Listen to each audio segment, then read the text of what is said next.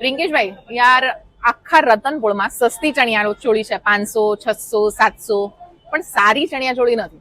સમાબેન, તમે રતનપુરમાં જો સસ્તી અને સારી ચણિયાચોળી જોવી હોય નવરાત્રી માટે પણ, તો ફક્ત અને ફક્ત નિશા ફેશનમાં મળશે. શું વાત છે? હા. એટલે અહીંયા સસ્તી પણ અને સારી પણ. હા. શરૂઆત 550 રૂપિયાથી, પણ માર્કેટમાં જે 2500-3000 માં મળે છે એ મારા ત્યાં 1000 રૂપિયામાં છે. શું વાત છે? એટલે માર્કેટમાં 2,500-3,000 વાળી ચણિયા ચોળીઓ તમને નિશા ફેશન પર મળશે જી. માત્ર ને માત્ર 999 માં. ચાલો કલેક્શન જોઈએ.